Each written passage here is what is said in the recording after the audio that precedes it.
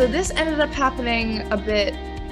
I got an email maybe a month into school. So after everyone was kind of getting settled, and I'd actually started figuring out which clubs I was already involved in, but I still had a fair amount of free time. And I remember I was scrolling my emails and there was an email from the head rowing coach at Boston College that they do walk-on tryouts. And for certain sports, it is a Division I sport. But for certain sports, especially sports like rowing, which not everyone can do in high school, they will take a certain number of walk-ons that will be integrated into the varsity sport by the end of the year. And so I remember looking at it and being like that seems really cool, but like I don't know, I don't really know too much about it. I was pretty back and forth, and like there were like the tryouts were 5 days long. They seemed kind of intense. I was like, oh, am I even in shape enough? Like I don't really know. And I remember just being like, you know what? Who cares? Like, it sounds cool. The coach seems cool. I knew one other girl who was like, maybe I might go. Like, if you go, I'll go. And I was like, you know what? Okay. So there's a funny story behind it. I ended up not having one of the vaccines that I had needed. I'd gotten it before I was 16, so I had to like run to a CVS and get it right before. It made it feel a little less spontaneous. But I ended up trying out and making the team. And in the fall, we just practiced as like the group of novices, the group of new people. Pretty early wake ups. It was great to get into a schedule of like actually having to wake up early in the mornings. And I'm more of a night owl, but I feel better when I wake up early. So it was really awesome to have that sort of structure added, because in college, obviously you have a lot of newfound time on your hands. So finding things you can structure your life around can make that transition a lot easier, I think.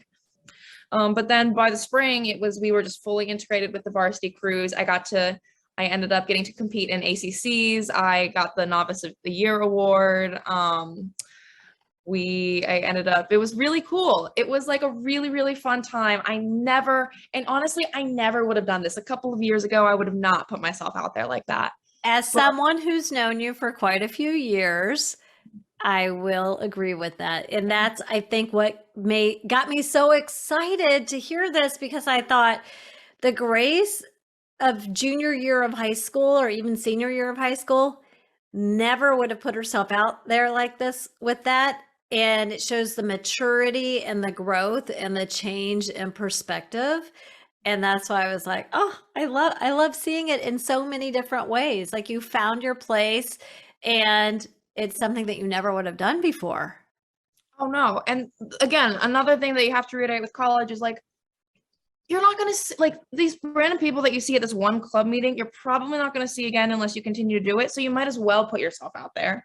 Like, no one has any shame. Like there's nothing to be embarrassed about. You're not huddled. You're not these awkward 14-year-olds huddled in a classroom anymore, afraid to raise your hand or be the person to speak first. Just go for it. Take every opportunity you can, because you never know what could happen if you do. And I remember I could have completely just not even clicked on the email and ignored it, which I do with a lot of my emails. Actually, I've got one of those terrible inboxes. It's like very cluttered. But I decided to go for it. And I met some of my best friends. A lot of my best friends are on the team. I absolutely love the sport. I'm rowing this summer. I'm doing a summer program here so I can improve my technique and do well when I get back to school. And it's totally changed my entire experience. And it was that one quick decision that did it. I love it.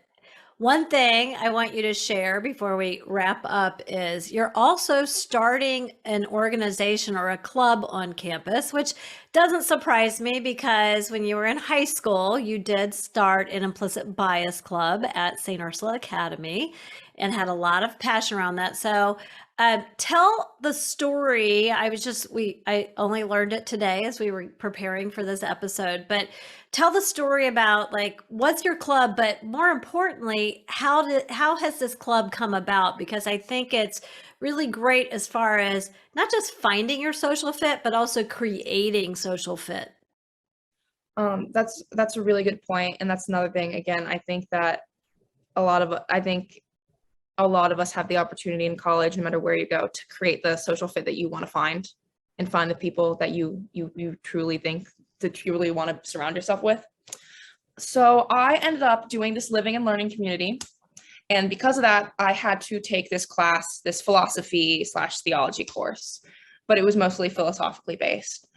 And I happened to have just this amazing professor, like truly the best teacher I have ever had in my entire life. Changed the way I approached the world and myself and the people in it. Just like totally mind-boggling.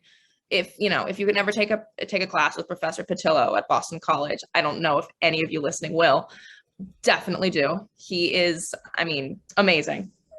And so one of my really good friends I happened to meet in that class, which another thing about college, you'll meet friends in every single place, in classes and social things. You don't have to worry about it. There will be plenty of opportunities. But so one of my best friends is in this class with me, and he could tell that her and I were really, really engaging with the text. We really, really liked it. And so he ended up asking us to come to his office hours a couple of times just to hang out, to talk more, mostly just to talk about more about what we felt about the readings, how we felt it could apply to our lives, especially as, Gen Zers, and why should we keep reading these old white dudes and blah, blah, blah, blah. And so eventually we kind of moved into this chapter in the text we were reading, and we got to one of the books was Living Buddha, Living Christ, and the intersection of spirituality and Buddhism and the religion of Christianity, and a lot of really interesting stuff. And my friend started a mindfulness club in high school and had talked to him about it a little bit. And I am a pretty active practicer of mindfulness techniques. I think it's really important and it's really cool. And it turns out that he was also someone who was really interested in that. And he'd always wanted to start a group or a club that focused on mindfulness, especially through a Buddhist lens. And so he happened to ask us one time when we were all hanging out, like, do you think you guys would be willing to start a club with me on it? You would need a professor, and I could be the professor for that. And my friend and I were like, yeah, totally. That sounds super cool. So we ended up throwing together, it was relatively last minute. We threw together the application and was able to get it all in and start the club. That's so exciting.